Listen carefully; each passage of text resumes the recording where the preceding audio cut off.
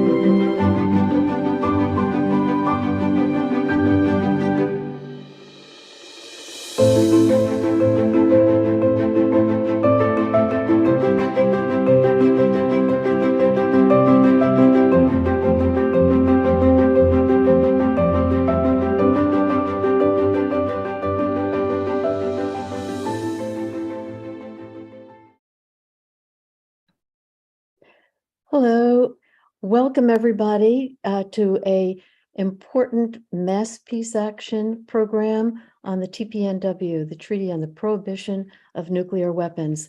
And in this time, while there is so much happening in the world and the threat of nuclear weapons increases, so the importance of this program, of us coming together to try to understand, talk with each other, listen and learn. But first, let's have another good video.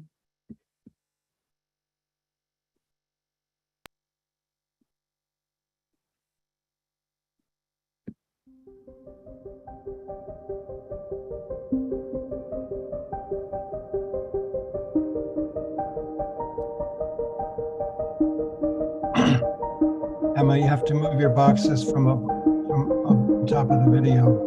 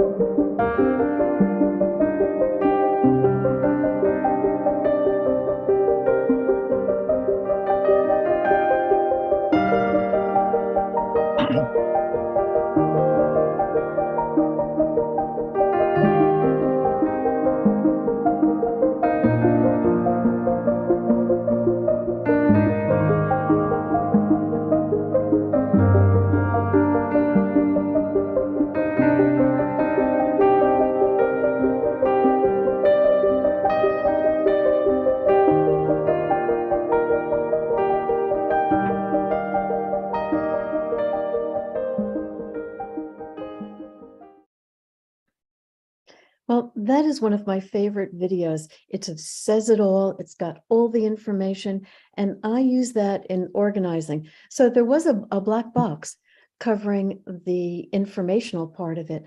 So maybe we could put that in the chat so people have access to it and can use it on their own, like I did.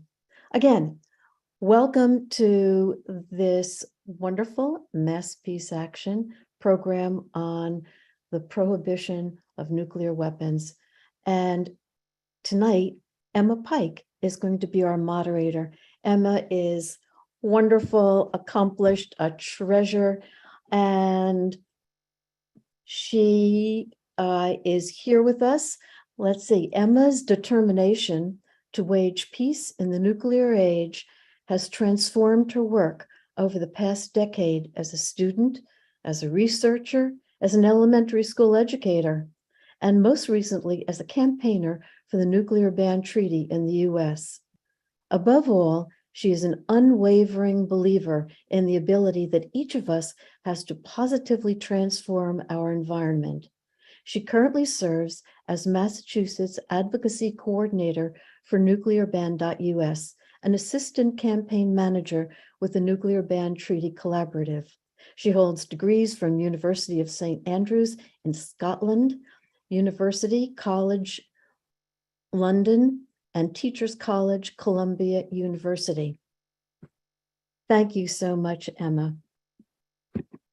Thank you, Susan, so much for that wonderful introduction. And I'm so sorry that there was a black box over the writing of that video. I didn't have it on my screen, so hopefully for the next video we will fix that. But I'll put it in the chat right after I finish speaking so people can watch it on their own. But yes, thank you so much for being here. Good evening, everyone. If you're not joining from Massachusetts, possibly good afternoon or even good morning. Today, we are going to discover together how we can use the Treaty on the Prohibition of Nuclear Weapons, which is often also referred to as the Ban Treaty, to solve the problem of nuclear weapons once and for all. The treaty is the best tool that we have right now to address the existential nuclear threat of nuclear weapons. And we are at a very significant and exciting moment in history right now, because the countries that have ratified the TPNW will be gathering for the first time ever in less than 2 weeks from today. And so tonight we're going to hear from some wonderfully engaging speakers. We'll hear updates about the treaty. We'll hear what different groups have been up to, new perspectives on the treaty and on abolition. But most importantly, we're going to hear about what we can do about it. So we have a set of concrete, powerful and effective actions that you can take and that I can take to support this movement. And a note about the agenda before we start. Towards the end of our 1 hour program, after our speakers have all had a chance to speak, we're going to have a dedicated question and answer portion with all of our speakers. So throughout the hour, whenever you have questions, please put them in the chat. If you have a question for a specific person, you can write that in the chat, or if you just have a general question, you can put them there as well, and we'll be collecting them throughout the hour. And we'll address as many as we can in the dedicated question and answer portion. And one last note, just so that everybody knows that this video meeting is being recorded. So with that, I am going to pass it to our first speaker, who is Vicki Elson. She is the creative director of nuclearban.us, and she has some news to share with us. So take it away, Vicki. Hi, everybody. Good evening. How many of you have heard this quote from the disarmament negotiator Earl Turcotte, where he says, "The current crisis in Ukraine is a planet-wide near-death experience." I know Emma promised good news, but we got to talk about this stuff too. And he says that we should use this moment of increased awareness to demand the total elimination of nuclear weapons as quickly as humanly possible. So if you've got your camera on, I'm going to go to, I'd like to go to gallery view. And can you help me with that, Cole? And if you've got your camera on, please raise your hand if you've heard that quote. That this is a near-death experience for the planet and we need to eliminate nuclear weapons. Well, okay, pretend that we can see each other. Okay, so my next question was, if you can relate to that quote, raise your hand. But I'm still not able to see gallery view. So can anybody else see it? Yeah, it's on your computer, Vicki. If you change your view to gallery, yes. Each Oh, there person it is. switches their own view. That's me. Okay. Oh, okay. Hi, everybody. So can you relate to that quote? Okay, thank you.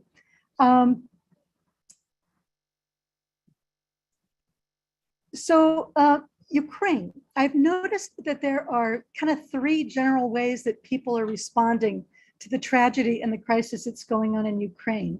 Some people say that they want to throw more US money and weapons at it and just hope it doesn't escalate into a nuclear exchange. So I would call that the more war response. Have you heard that? Have you heard people say that? Have you heard your congressman vote for that? Okay. Then there are people who say they want ceasefires, negotiation, de-escalation, for the US and NATO to take responsibility for their role, to help find peaceful solutions. I call it the less war response. Anybody been hearing that one? Okay. And then there's a third response. And the third response goes, you're gonna have to cover your ears for this part. Holy shit, are nukes still a thing? The people have become suddenly aware that nuclear danger is the thing that we live with every single day, only now it's even scarier. So have you heard people say that? Like, oh my God, it's a thing. Okay, so which one do you think is predominant in America right now? Raise your hand if you think we should have more war, throw weapons and money at the problem, if you think that's kind of predominating. Okay, how about if you think that the voice of disarmament, de-escalation is winning, is predominating?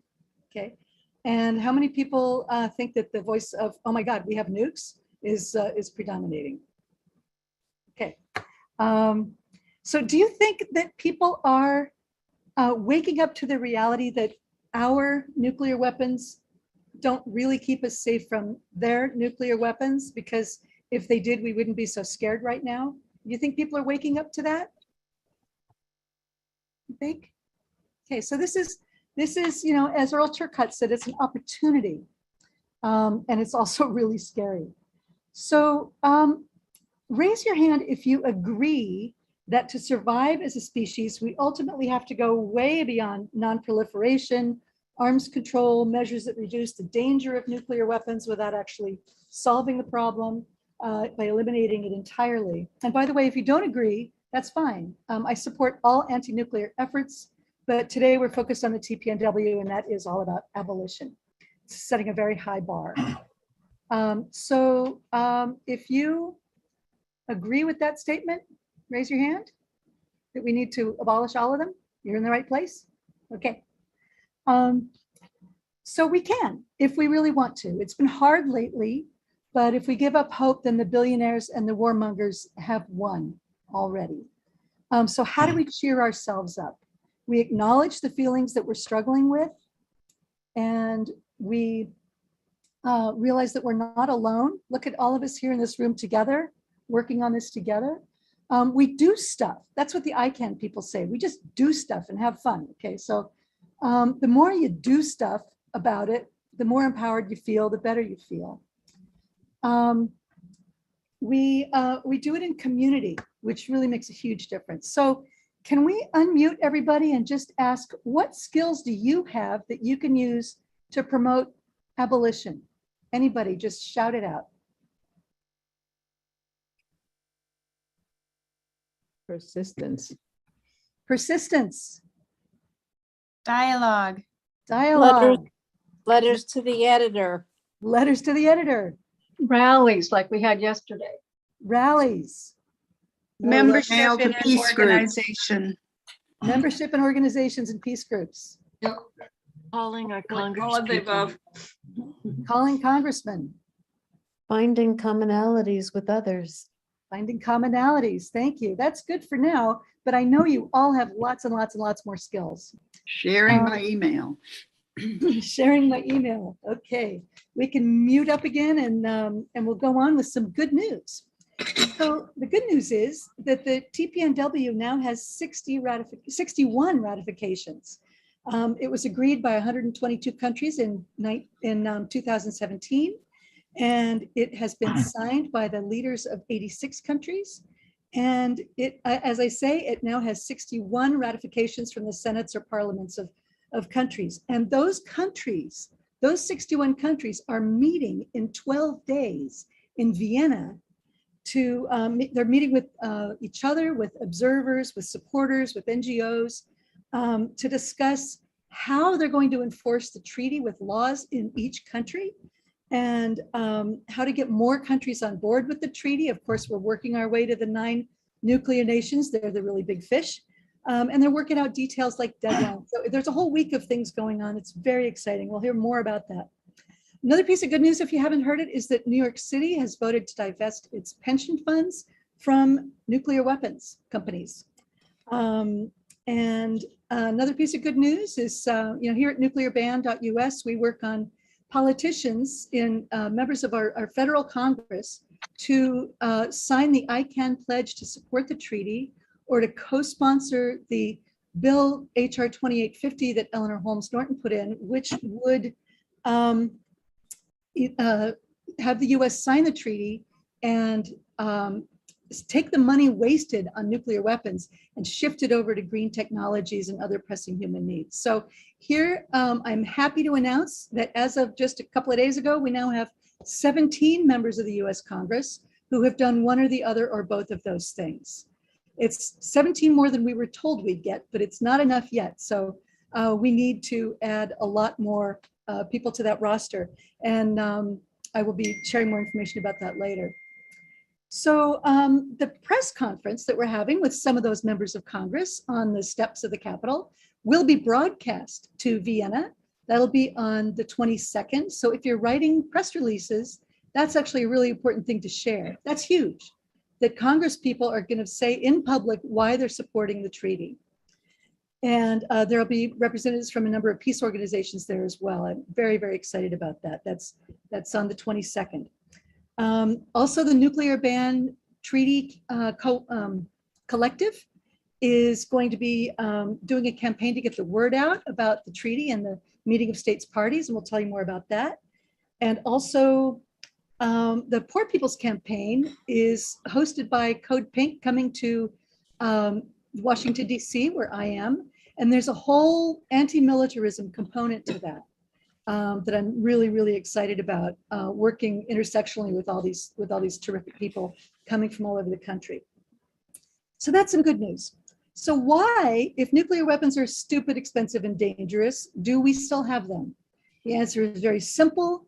There are 24 corporations, and they have a lot of money, and they use it to influence politicians by lobbying, by funding think tanks, by having a revolving door between political positions and positions on boards of corporations.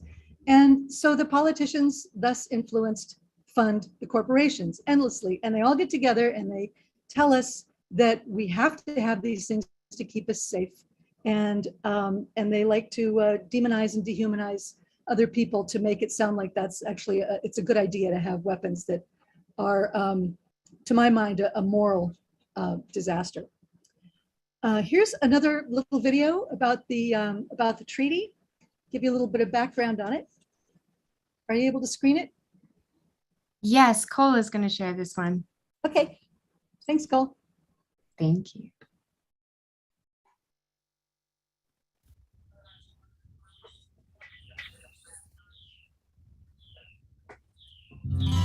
This is the moment that changed everything.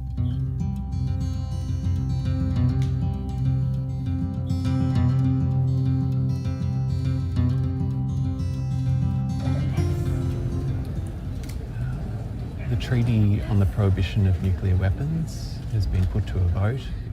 Since World War II, we still haven't been able to get rid of nuclear weapons. So far, we've got 122 nations voting in favour. I really care about all human lives. I think everyone's value, is equal. And I think that a lot of people have been harmed by nuclear weapons. Their indiscriminate nature means that if one is used, civilians will die in the millions and millions. And I find that unacceptable. I think that should be illegal, and I think that should always have been illegal. The voting has been completed. The machine is locked. The US invests the billions of dollars in developing nuclear weapons. Can you imagine that? This money can help poor community to stand. I think it would be a good idea to actually take all this trillions of money to actually build that nuclear bomb, to actually like do something for the global warming that is actually affecting people. I think that all nations, all people, all young people, black people, they have to stand against nuclear weapons.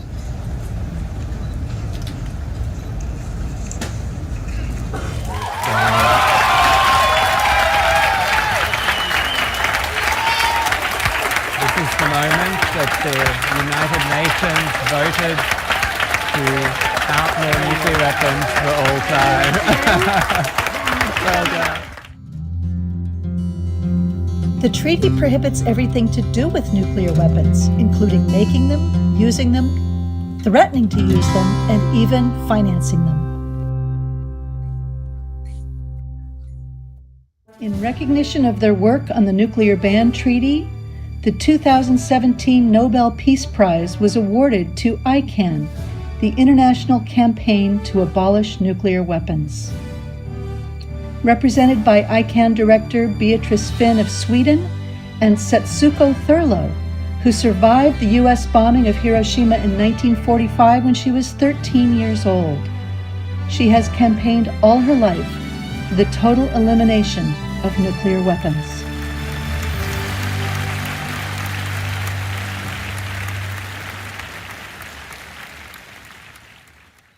The world is speaking with one voice.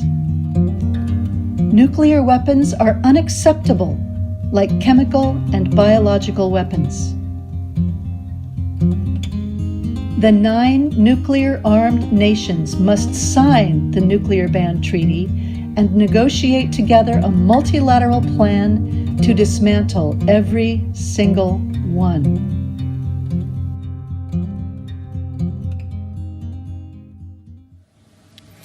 We cannot solve a crisis without treating it as a crisis. Until you start focusing on what needs to be done, rather than what is politically possible, there is no hope. We have about 10 years to profoundly curb greenhouse gas emissions if we are to survive as a species, as a planet. And in the United States alone, we're spending about $10 million per hour on nuclear weapons of mass extinction. Our civilization is being sacrificed for the opportunity of a very small number of people to continue making enormous amounts of money. And if solutions within this system are so impossible to find, then maybe we should change the system itself. A new report demonstrates how this can be achieved. By fortunate coincidence, the jobs, scientific talent, and facilities can shift rather neatly from an industry of death to an industry of life.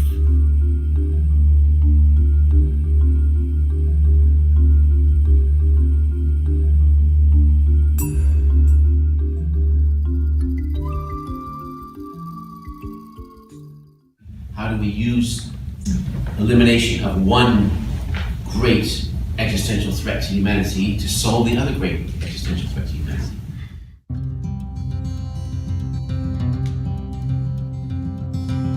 This is the moment. The world is waking up to the climate emergency because we can see it happening. And the world has come together with a new treaty that makes global nuclear disarmament possible at last. We must shift our priorities right now. And we can. It's a big investment, but the benefits are as large as life itself. Yeah, it's really, we all have fresh hope.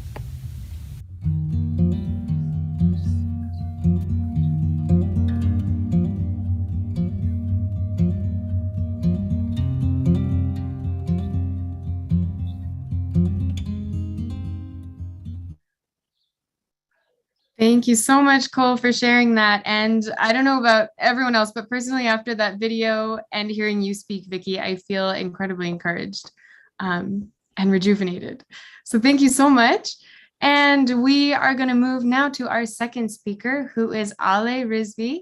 Ale is a graduate of New York University with a degree in international relations and economics with a regional focus in the Middle East and North Africa. Ale has worked with a number of NGOs in the field of nuclear disarmament and continues to volunteer with the Nuclear Age Peace Foundation and Reverse the Trend, or RTT. He has also attended various youth conferences abroad and will be attending the upcoming conference on the humanitarian impacts of nuclear weapons in Vienna. Take it away, Ale. Thank you, Emma. It's hard to follow up after Vicki. That was great. Thank you for all of that. I want to start with a quote, but it's a quote from a very unexpected speaker. In a speech delivered to the American Society of News Editors in 1953, US President Dwight Eisenhower discussed the dangers of excessive arms spending and the influence of the military-industrial complex. He stated that every gun that is made, every warship that is launched, every rocket fired, signifies in the final sense a theft from those who hunger and are not fed, those who are cold and are not clothed. This world in arms is not spending money alone. It is spending the sweat of its laborers, the genius of its scientists, and the hope of its children.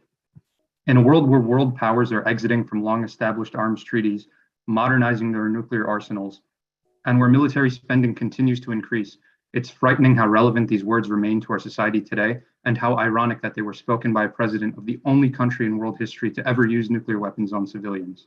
While entire regions of the globe are consumed by proxy conflicts of world powers, an immeasurable amount of people are suffering from poverty and hunger. Children lack access to basic education, and the worst humanitarian crisis of our time is continuing to unfold in Yemen. Not only is this excessive military spending essentially theft from those suffering from poverty, hunger, and instability, like Eisenhower mentioned, but it's also, in most cases, the very cause of those things. Accordingly, a paradigm shift to the international non-proliferation regime has become increasingly necessary, and something that's solved only by the TPNW, in order to safeguard our future and remediate this theft from the world's most vulnerable groups. This shift can become a reality only through the TPNW. Although the NPT, its predecessor, provides a framework for nuclear disarmament through Article 6, nuclear weapon states continue to flagrantly ignore the commitments by modernizing their arsenals. The TPNW is necessary not only to prevent this, but also to establish a global norm that will prohibit nuclear weapons, and in the same way that chemical and biological weapons have been stigmatized. I also believe that disarmament education and youth engagement on this subject are vital. The TPNW's preamble highlights the importance of public awareness and education, but unfortunately, with our current system of education, most youth consider nuclear weapons to have been necessary to end World War II, but are almost entirely unaware of the environmental and humanitarian consequences. They're taught about nuclear weapons within the context of game theory, but never in the context of humanitarian consequences.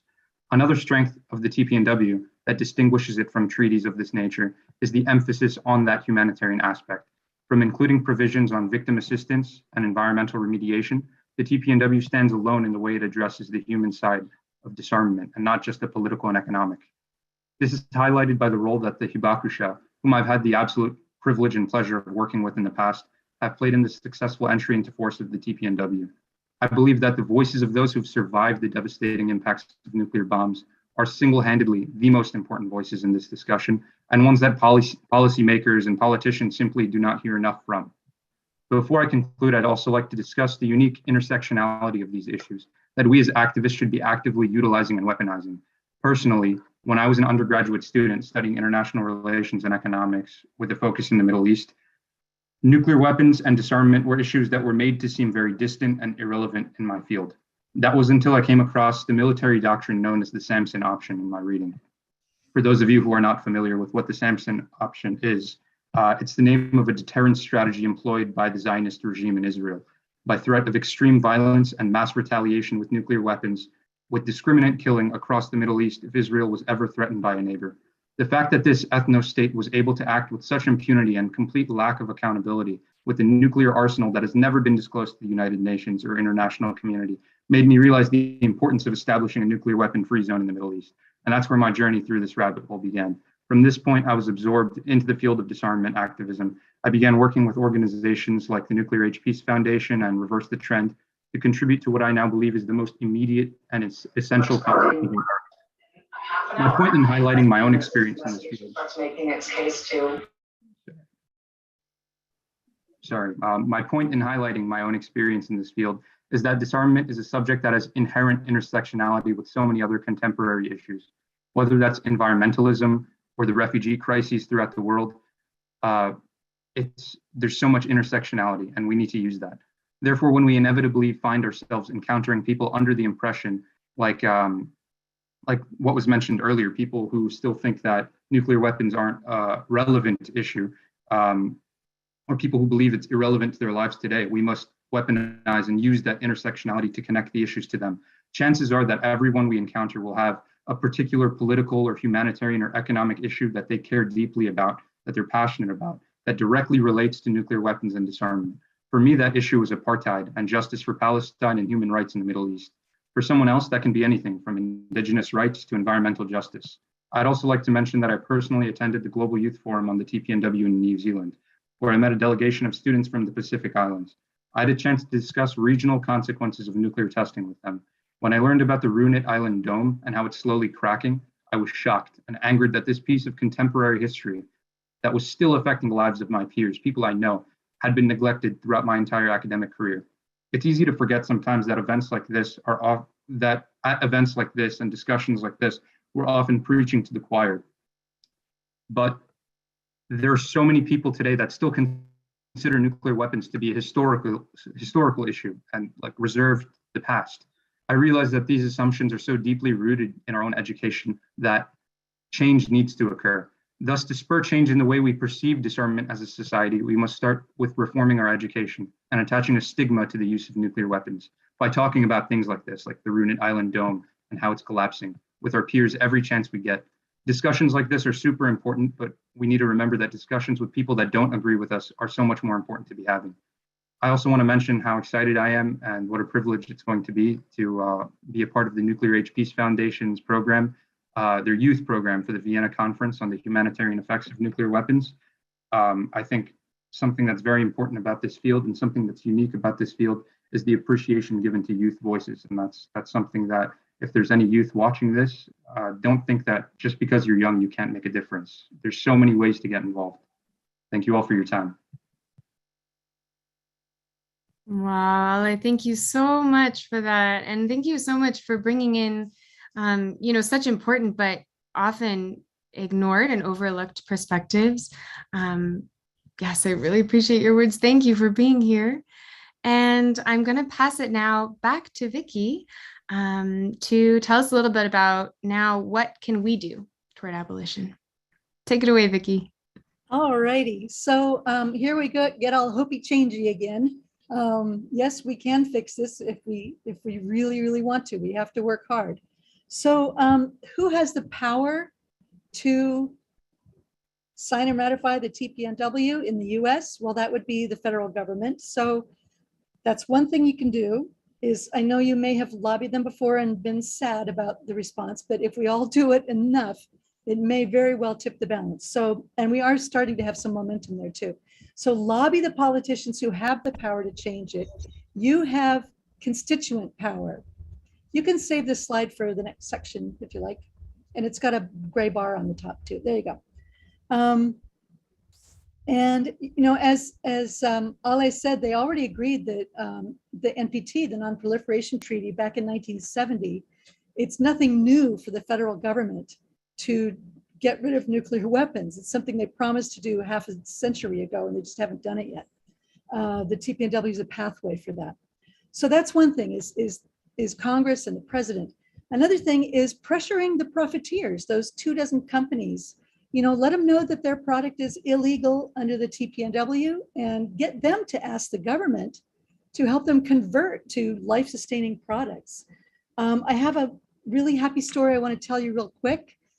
Just recently, I went to the shareholders meeting of Northrop Grumman, and I announced to all the hotshots there that their product is illegal and that it will be going away, and that if they're smart, they'll convert their workforce and their resources to green technologies that we actually need. And then I got to actually talk to the CEO of Northrop Grumman, and I put a copy of the treaty in her hands, which is, kind of one of my favorite moments ever. So we had a nice chat before I was escorted firmly from the property. So, we can pressure the profiteers quite a number of ways, and we can get to that later too. Another important thing we can do is educate the public and educate the press. They're not covering the treaty. They talk about nuclear weapons all the time. They talk about what do we do about them. They don't mention the treaty. They don't mention abolition. We have to educate them. Deterrence is a myth. And then the other thing we need to do is spread the TPNW to more countries and the international campaign to abolish nuclear weapons, of which we are all a part, and which won the 2017 Nobel Peace Prize. That group is the group that facilitated the TPNW, and they're working on spreading the treaty signing and ratification to more and more countries, as we said before. So that's another way to help. So now you can put up that slide, and we have 4 specific concrete actions you can take. Sophia, tell us about the first. So thank you. The Nuclear Ban Treaty Collaborative's current campaign is aimed primarily at influencing media outlets in the US to cover the ban treaty. So whether in mainstream news or even in more allied outlets, there's kind of a conspicuous silence about the nuclear ban treaty and conversations about nuclear weapons. Mainstream political and academic and media discourse in the US takes our country's arsenal, both our nuclear arsenal as well as conventional weapons, almost completely for granted, accepts doctrines of non-proliferation and deterrence and mutually assured destruction, and also really marginalizes the legitimacy and necessity of disarmament. Since the elimination of the nuclear threat can only come with the elimination of the technology itself, and since there is an alternative to this threat now currently operational at the highest diplomatic levels in the form of the TPNW, we're working to bring this into popular consciousness. So I welcome you in our effort to get the media talking about the nuclear ban treaty. So far, we have used a simple statement calling on the nuclear armed countries to join the TPNW, calling on the Biden administration to participate in Vienna, and calling on the media to report on the ban treaty. A few hundred of individuals and over 145 groups from grassroots to national signed the statement following a June 3rd workshop on press releases that's available on YouTube. Groups around the country, including Mass Peace Action, held actions at weapons plants, federal buildings, and other meaningful locations on June 7th. Those groups read the statement aloud and also made local media pushes, and a number of them have gotten really great coverage. Those action reports and the earned media will be up on our website very soon. In coordination, the Ban Treaty Collaborative sent out press releases to dozens of national media outlets and journalists with the frame of both the nationwide actions as well as the notable June 12th commemorations of the 40 years since the million-person march in New York City. Many of us will attend programs virtually or in DC this weekend for that. And on June 7th, we also started running a paid advertisement in the Delaware News Journal, which is the paper that Biden reads. I can put it up on my screen momentarily. So we invite you to join our media workshop on June 13th. So this is really a numbers game. It's for an hour at 7 p.m. on Monday. And we're going to give all the tools for writing letters to the editor to 3 major media outlets. This tactic, as I said, it's a numbers game, so please do join us and spread the word. Your participation will mean a lot. And then a lot of people are going to be going to DC around the 18th for the Poor People's Campaign's Moral March on Washington. And we look forward to a lot of good connections and encourage you, if you're going and participating there or just moving forward in all of your peace and justice work, do the media outreach locally for sure. And as you are moved to tie in the Treaty on the Prohibition of Nuclear Weapons, do that. This is how we are educating locally. There are a lot of stories and angles when it comes to the nuclear ban treaty. It represents a lot of movements and traditions and grassroots efforts and leveraging power to work for peace and common security. So thank you so much. And I am just so glad to be on with you all this evening. Yes, thank you so much, Sophia. And if we can have you, Cole, actually put that slide back up. I'm going to tell folks who live in Massachusetts specifically about another action that you can take right now, or at any time, hopefully soon, because currently in the Massachusetts State House, there is a bill that really needs your help to move it forward. It's a bill that, if passed, would create a citizens commission that would investigate the threat of nuclear weapons to the Commonwealth of Massachusetts. And it recently passed through the joint committee that it was in without issue, and it's now in something called the Ways and Means Committee. Those details are not as important as the fact that the action that we need people to take to move it forward is to write to your legislators. Just ask them to support the bill. I'm going to put a link in the chat that has all of the information very clearly organized and laid out. There are sample letters. You don't have to write anything. You can just, write your name in the blank and send it off. But yes, for those who live in Massachusetts, this is an action you can take today. And I'm going to pass it to Vicki to tell us about our fourth action that you can take. Okay, and also, Sophia, I don't know if you wanted to talk about the other thing that we'll be putting in the chat. So when I'm done, you should talk about that too, the watch party for the MSP, United States Parties. So we can ask our federal legislators, as we mentioned before, to support the nuclear ban treaty by signing the ICAN pledge. We can also ask them to co-sponsor HR 2850, which is Representative Eleanor Holmes Norton's bill, which is about joining the treaty and defunding nuclear weapons and using all that money to take care of pressing human needs and green technologies that we need to survive. So all of these URLs are in the chat. You don't need to write this down. They should all be there or getting there soon. Sophia, you want to talk about that watch party for a second? Because we're going to put that in the chat too. Yep, and will I lead right into my portion after that? Sure, but I guess Emma would like to introduce you, so. She doesn't need to introduce me. Okay. You can put it in the chat. So thank you for that, Vicki and Emma. So yes, the last thing we'd like to invite you to on behalf of the Nuclear Ban Treaty Collaborative, we will be doing a kind of live from Vienna for any of us who will not be going to the first meeting of states parties on Tuesday, June 21st at 1 p.m. because of the time change. And John LaForge from Nuke Watch and Marion Kupker from Fellowship of Reconciliation Germany and some others will join us on the ground, and we'll hear what's going on. And hopefully, I trust we'll get some of that really great energy of what's going on there. So for this next portion, all views expressed are my own. And I'll offer some reflections about banning the bomb as a stop along the way to abolition. In Hiroshima and Nagasaki in 2013, I learned the word abolition in a new way. Before, always describing those fighting for their lives free from bondage, liberated of chattel slavery, a business of profit over everything it means to be human, the common sense of family ties. There in Japan, in the context of a world reeling from colonization, neoliberal capitalism, nuclear age militarism, anthropocentrism, that's humans at the center of everything, over everything. Abolition called me beyond profit-seeking institutions of domination and exploitation.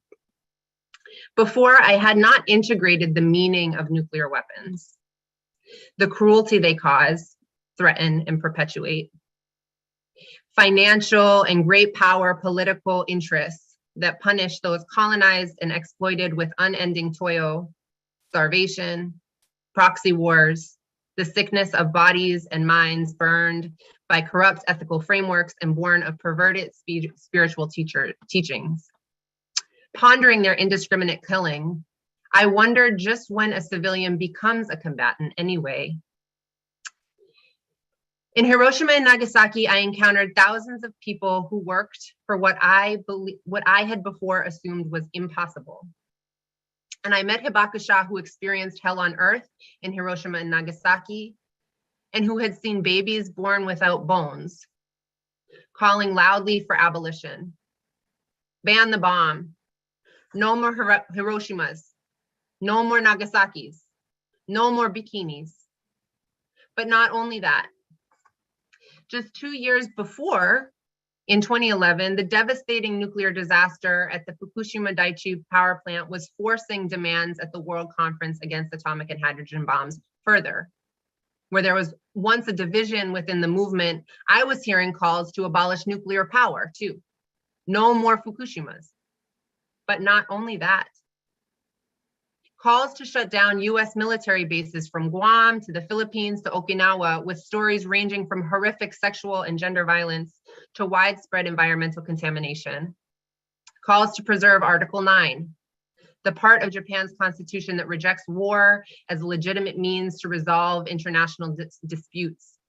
This is the peace article, a part of the Constitution that the United States had drafted, even as it imposed a media blackout of Hiroshima and Nagasaki, even as the United States callously tested but did not treat Hibakusha.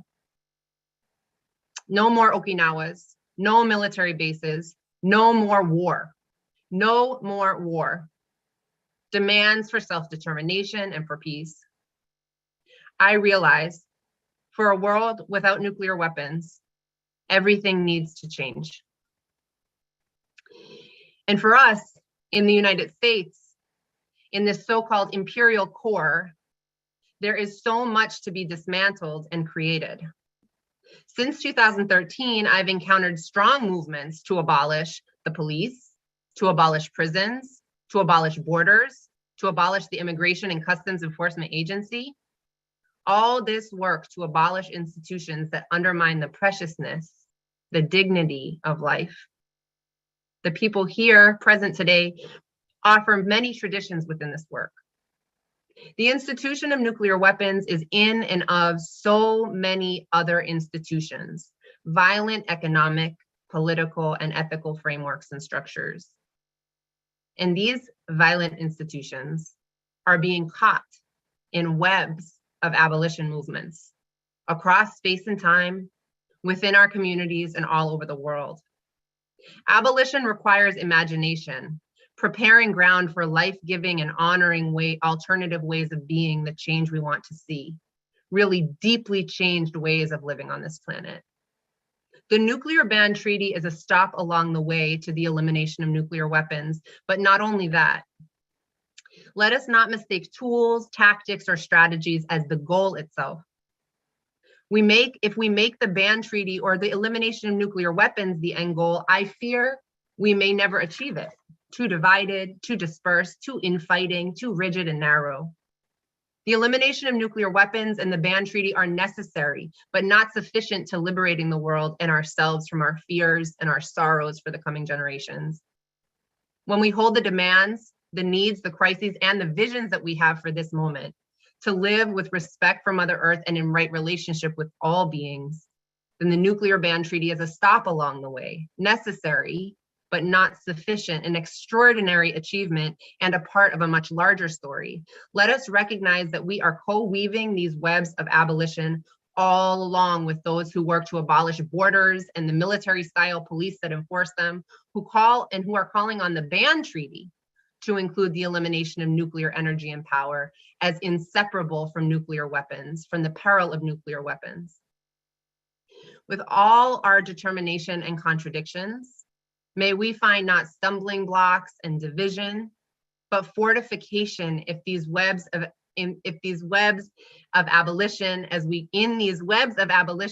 critique and collaborate in friendship and shared purpose. While the powers that be push ever forward with the logic of the dinosaur, claiming more destructive power, let us spin webs of miraculous transformation and find power in common cause, in upending and comforting and mutually supportive forms of partnerships, coordination, and courage. As 86 countries express that they neither want nor accept power based on weapons of mass destruction, let us hold that vision ever higher, rejecting war and state violence itself. You know, when I played softball, I always learned to run through first base, because if first base is the goal, then you'll slow down before you get there. The first meeting of states parties in Vienna will no doubt deeply challenge the power dynamics and dominant systems in profound and sweeping ways. Nuclear weapons are so instrumental in upholding the violent status quo. The connections of struggles represented there by UN member states and civil society members, regular people and organized groups, high-level diplomats and grassroots delegations for peace, justice, right relationships, will push far beyond the bounds of what the nuclear ban treaty or the elimination of nuclear weapons itself will do.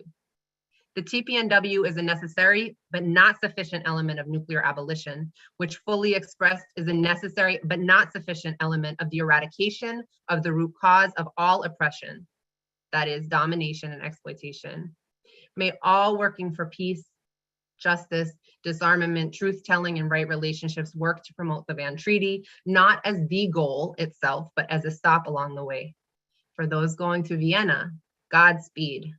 May we all be fortified by spinning ever larger and more resilient and interconnected webs of abolition that catch and dismantle institutions of violence, domination, oppression, exploitation, fortified by nurturing the alternatives to which our hearts, spirits, and deep moral imagination are called. Thank you.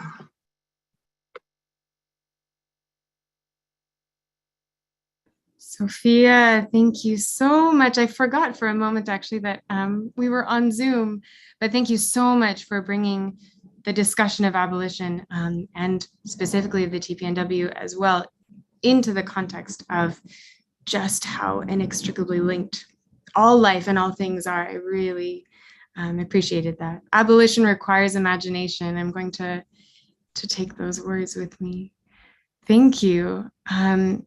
I am going to pass it now, before we get to the question and answer section, to Eileen Kurkowski from the Women's International League for Peace and Freedom to tell us a little bit about what WILF is doing. So Eileen, the spotlight is yours.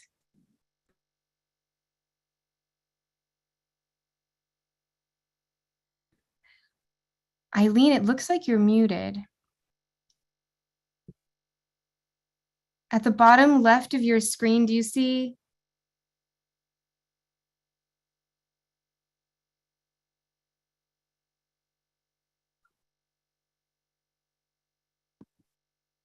Thank you. I could not do it by myself. Thank you. Yes, I've been involved with the TPNW since 2017 in that rainy March in New York City, with a lot of my members of the Boston branch, but included other branches as well. What we've been doing is writing letters, collecting signatures for petitions from at least 6 different branches on a continuous basis. Several of us have been writing for the commission here in Massachusetts. I actually got one of the Cape Cod crew to spread the word down in her area, because it was mainly our letter writing group on Saturday mornings that was working on it. I asked the woman who's collecting our petitions. Each petition has about 11 signatures. I got 35 at the festival in Jamaica Plain on Wake Up the Earth. But let's see, 3,084 since 2018, using our, I think that was from the QR codes on our banners and many of the flyers that we passed out.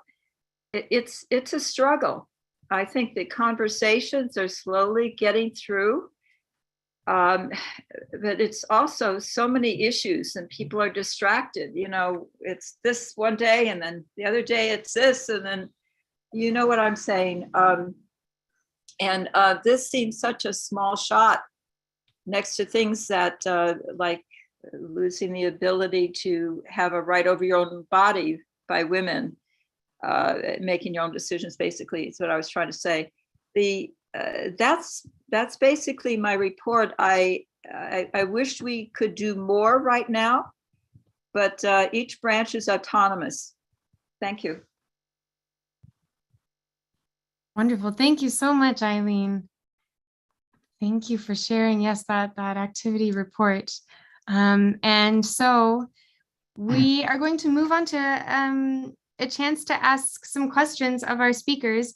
But I want to make note that it is 7:56.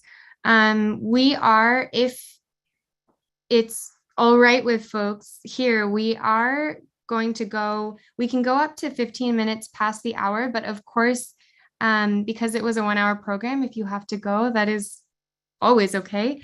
But we do have some questions. So I'm going to remove my own spotlight and take a moment to spotlight our speakers.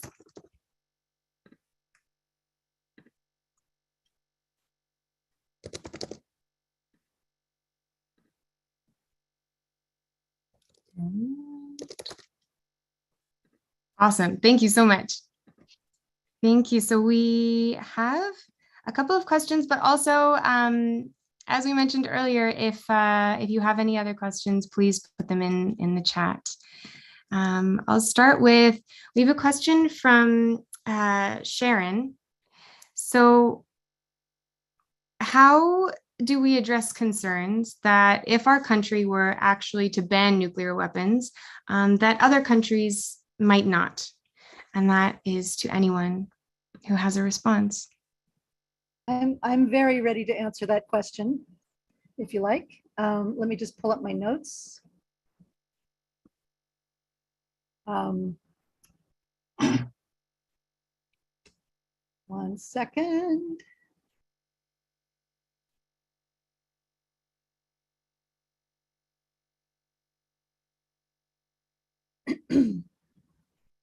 Yeah, I thought somebody might ask that question because it gets asked a lot and it's really important.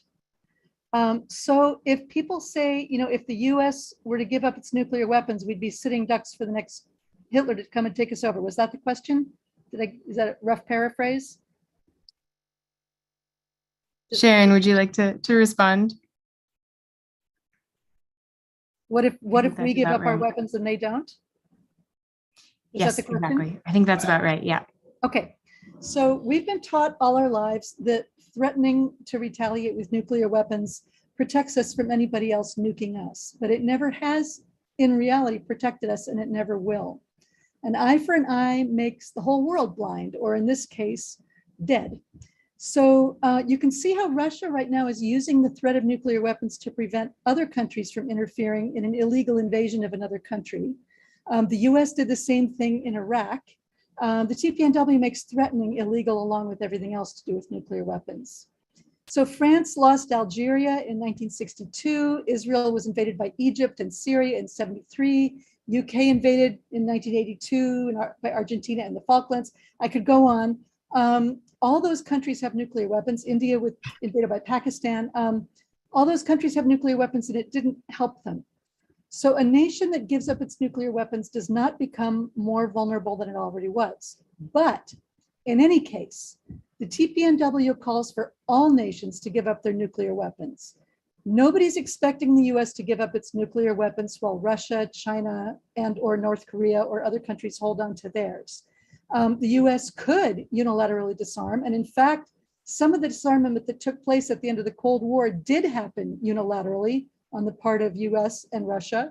You know, it's not unheard of, but because of this ingrained fear that we have, you know, it's less likely. But it could happen and it would probably be okay. Whatever we do would be a whole lot safer than the way it is right now.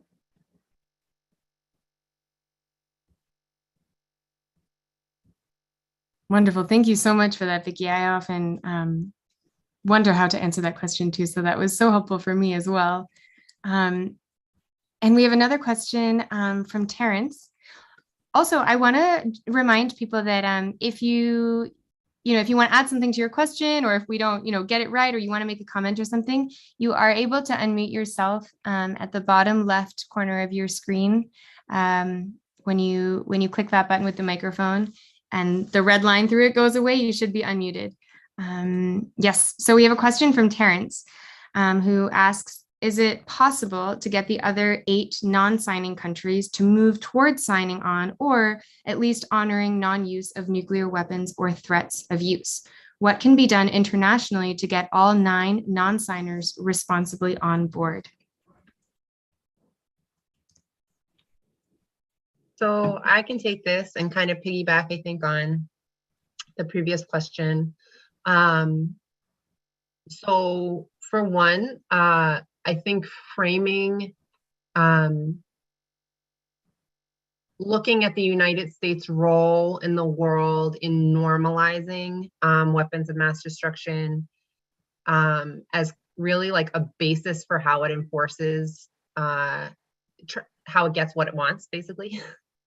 The administration, I think that in addition, to Vicki's great observation and important observation that nuclear weapons exist because of the war industry promoting them, there are really significant political and economic interests that are enforced through the nuclear threat.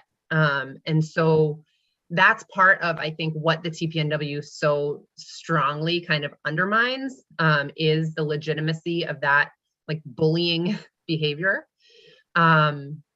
So as Vicki said, I think my sense is that as we encourage the United States to sign on to the nuclear ban treaty and to eliminate its nuclear arsenal, like part of what we're calling for is for the US to change like what's normal, like what it claims is normal and acceptable behavior in the world. And that kind of creating a real swell of calls, because there is such widespread support for nuclear disarmament and fear of nuclear weapons, whether it's deep in the subconscious or now kind of more present. As for pressuring other countries or working with other countries, rather, the 8 other nuclear armed states, this is an international movement for sure. And just like, environmental destruction and the need to live in a responsible and careful way on this planet is like a deeply international project that requires communication and cooperation and shared commitment. So too is peace. I think that the opportunities and the need for international cooperation by people like us, like both at the very high diplomatic levels, but I think also like the civilian diplomacy is so important, and so much what I experienced in Japan, and I know what Ale will experience and others in Vienna, is this sense of like shared and common cause. And that it's interesting in like such a social, or like in such a interconnected world with technology now. I think building on that ground and really the last thing I'll say about this is kind of one thing that the mainstream will say out loud, in the academy, is that nuclear weapons is a discriminatory institution because some countries are allowed to have them and some are not. And that's just something that like so deeply undermines like a democratic value. So I think that I'm very passionate about kind of like working at the grassroots level, or like with people to people and organizations to organizations that have these, that are calling for like a shared and a kind of consistent line of what's acceptable and what's right. So hopefully that helps. Wonderful. Thank you so much, Sophia. And we actually have 2 similar questions for Ale, and so I'm going to sort of combine them, both from Susan and Christian. Is how do you think that we can get more young voices involved in the issue? And also, more specifically, why do you think it's important for youth to be part of this ban treaty movement? Well, I think the most effective way to get youth involved is to let them know that their voice matters. And not only that their voice matters, but that their voice has the potential to make a difference. And like I said earlier, this field is unique amongst the field of diplomacy in general, because the field of disarmament actually, from my own experience, really appreciates and values and places high emphasis on that voice of youth. And just in the same way the TPNW has provisions for education and stresses the importance of education, I think that's how another way we could get youth involved. Youth are the future, and that's why it's so important. Because, like I said, I studied international relations, specifically within the Middle East region, and I was taught that disarmament wasn't a relevant subject in this discussion. And when we change everything on the ground level when it comes to education, we stigmatize things, right? Everyone knows that chemical weapons are bad, biological weapons are bad, but for some reason, nuclear weapons are considered a necessary evil. And if you stigmatize those things in the same way, the future generations who are going to become the world leaders of tomorrow will have the same idea of nuclear weapons that they do of these other things that are so clearly evil and horrible in our minds.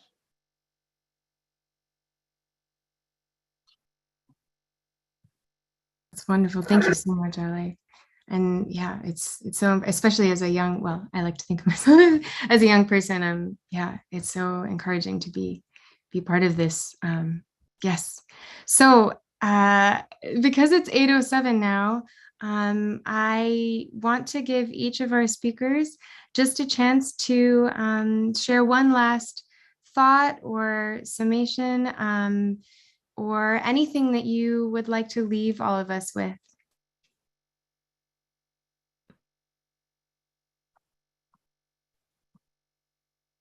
Vicki, would you like to go first? I see you unmuted. Sure. I'm not sure if all the links came through, but you can always copy and paste them for those 4 actions. So they're all in the chat somewhere. You might have to dig through to find them, but those 4 actions plus the 5th bonus, the watch party that Sophia told us about, that's all in the chat somewhere. And somebody asked me about the, what do we do when people say, well, what if we give up all our nuclear weapons, won't we be vulnerable? I put in the chat a link to an article that talks about that, might help you answer that question. I know I get that question every day. And it's a hard one to answer in a nutshell. It's hard. So I'm just really excited that y'all seem kind of interested in actually doing stuff. And I hope you do it today. And I hope you do the next thing tomorrow. And I hope you tell your friends. And one final note I just want to make sure is that everybody understands that tactical nuclear weapons are like Hiroshima size. They're not little. They don't go very far, but they're not little. And I don't know if everybody knows that. You probably do, but tell your friends. Emma, Sophia?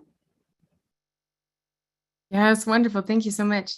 Yeah, go ahead, Sophia, if you would like, or Ale. So, I don't know if Bernard is still here. Yeah, Ben. I don't have a great answer. Yes, NATO is an arm-twisting neoliberal institution that is a very strong military alliance enforcing interests with force. So I'm sorry that I don't have more of a rigorous analysis there, but yes, I would say. Really just appreciate everyone being here, and if it wasn't clear from my talk, encourage us to set our sights like far greater in terms of the world we want to see, like a world without nuclear weapons. If just the nuclear weapons went away, some other horrific, like drones murdering people at weddings, like that's also existentially horrifying and unacceptable. And so like, let's set our sights on peace and love and justice and right relationships, and work in this avenue because we are passionate about this. And lastly, on a different level, please register to help us write these coordinated letters to the editor. Again, it's this part, it's like, we need a few hundred people. It won't take a whole lot of time. It'll be a good exercise, we hope, and a feeling of working together. So thank you all so much. And it's just very good to be with you all. Peace. Yes, thank you so much, Sophia. And Ale, if you have anything you'd like to say, and I also am going to bring in Eileen, if you have any last comment as well. So I'll add a spotlight for you. And yes, please take it away, Ale. I just wanted to reiterate something I mentioned earlier, and that is discussions like these are super important, even though we might be preaching to the choir. This is how we mobilize. We're talking about things we can do, like practical solutions. And although these are important, I think it's even more important to speak to people that don't agree with you. Don't shy away from conversations that are confrontational because people have different opinions. I think those are just as constructive as what we're having here. And like I mentioned earlier, utilize intersectionality, especially in disarmament. It connects to so many things. And yeah, I think these are the conversations we need to be having. Thank you. Yes, I agree. Thank you so much. And Eileen, do you have any last thought that you'd like to leave us with? I have two thoughts regarding youth. Think of a young lady named Thunberg and what she has done for one cause, which she very is aware of the intersectionality of. Yeah, Greta is amazing. Number two thought I neglected to mention is that WILF has different sections throughout the world. And although our 40 branches in the US are all over the place, 6 of them are very actively writing and to editors and collecting petitions. But there are far more outside our country who are working with Ray Atchison and other folks in reaching critical will in the UN. So, and some of them can help facilitate the work of the UN because they are in their very countries, and they're more likely, since they don't own nukes, to sign on. Yes, thank you. Thank you so much, Eileen.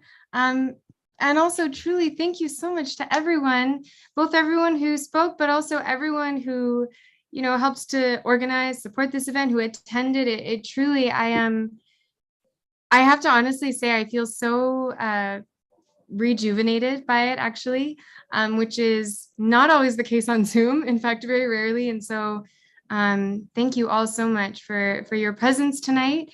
And we have these actions we can take, which I think is the part that I feel the best about. You know, this is it can be such a heavy topic. So, but there's so much that we can do, which is so energizing for me. So I will put just my email in the chat in case there's anything that you missed or you want a link from tonight that you don't have, or you have a question about how to take one of the actions, anything like that. And with that, we will wrap up our program for tonight. Thank you so much, everybody. Please have a wonderful night.